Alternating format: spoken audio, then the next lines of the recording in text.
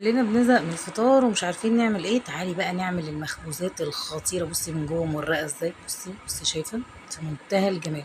مخبوزات سهلة جدا وخطيرة ومش تاخد منك 10 دقايق بالظبط، وهتكوني عاملاها وتطلع معاكي قطنية وهشة. شايفة؟ شايفة الجمال؟ تحفة جدا. اول حاجة هنسمي الله، وهنجيب بولة وننزل فيها بنص كوباية من اللبن، يعني حوالي 75 ملي لبن، وبيضة. كل ده بدرجة حرارة الغرفة يا جماعة. تمام. وهننزل عليهم بالسكر عشان نشغل الخميرة، معلقتين كبار من السكر. بجد كانت حلوة جدا جدا جدا. ممكن تعمليها فطاير سادة، ممكن تعمليها تعمليها بعجوة، ممكن تعمليها بأي حاجة، تعمليها بالجبنة. هنا كيس من الخميرة الفورية، وهننزل بربع كوباية من الزيت. ده ربع كوباية يا بنات.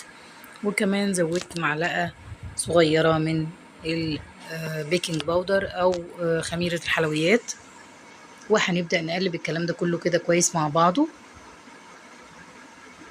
لحد ما السكر يدوب، علشان الخميرة تبدأ تشتغل. اللبن يا جماعة يكون دافي، ما ننساش نحط لبن دافي. تمام كده. هنبدأ بقى نضيف الدقيق. ادي كوباية. الدقيق ده منخول علشان لو في اي حاجة. ادي كوباية كمان، وهنبدأ نقلب واحدة واحدة كده.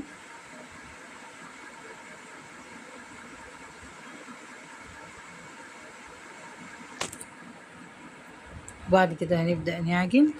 لو حسيتي ان هو محتاج، طبعا انا هنا نسيت الملح فحطيت الملح اهو عشان ما تنسيش. لو حسيتي ان هو محتاج شويه دقيق، انا هنا حسيت ان هو محتاج شويه دقيق، وطبعا كل دقيق بياخد نسبه سوائل غير التاني. حطيت له رشه كده، وبعد ما خلاص اتعجن كويس لمده 10 دقايق حطيت له شويه زيت صغيرين، وغطيت السطح بتاعه عشان ما ينشفش. وبعد كده هغطيها واسيبها حوالي ساعه تخمر. تمام. هنيجي بقى بعد ما خمرت هننزلها كده على الرخامة، ونبدأ نقطعها علشان نعملها كور. قطعيها الحجم اللي يعجبك. انا هنا قطعتها سمك 2 سنتي تقريبا. طبعا بعتذر بس عشان خاطر الفيديو جه متطرف كده شوية، ما كنتش شايفة الكاميرا. بعتذر منكم جدا. هنا حطيت حوالي معلقتين كبار من السمنة او الزبدة، وهبدأ اقطع الكور واعملها كور كده وابططها واحطها في قلب السمنة او الزبدة دي.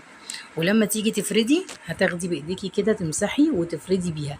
ليه بقى انا عملت كده؟ علشان يعني ايه، اولا بيسهل عليكي ان انت تفردي وتبططي العجينة، ثانيا بيخلي العجينة تبقى هشة كده وقطنية زي ما انت شفتي.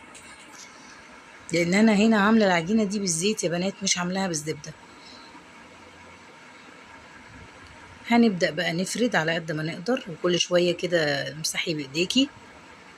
مش محتاجة نشبة ولا حاجة، هي برضو العجينة ايه مش مرتاحة قوي، لانها زي ما انت شايفة كده بتكش معاكي شوية.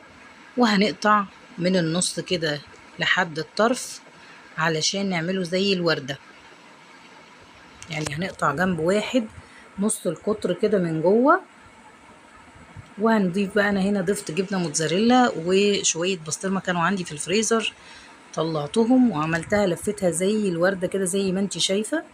وحاولي تقفلي كده الوردة وتبططيها وحطيها في الصينية وسيبيها ايه علشان تخمر. ما تخليش الجبنة تطلع منها علشان خاطر الجبنة هي كده كده اوريدي الجبنة فارت مني، لان انا كنت حاطة كمية جبنة كتير. ما تحطيش جبنة كتير، وخلي بالك لازم الجبنة تكون، الموضوع ده مهم جدا. يعني ما ينفعش تحطي جبنة اللي هي العلب. الجبنة العلب دي هتسيح وهتبوظ العجينة. تمام.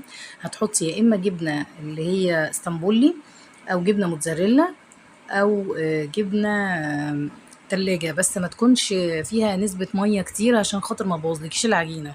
بصي هنرولها كده زي الرول او زي الوردة كده، بس كده.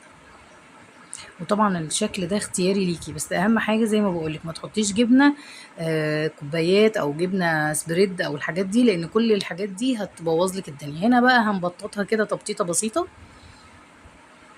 وهندخلها الفرن على درجه حراره 170. هندهن الاول الوش باللبن، عايز تدهنيه ببيض براحتك، بس انا دهنت باللبن وكان جميل جدا.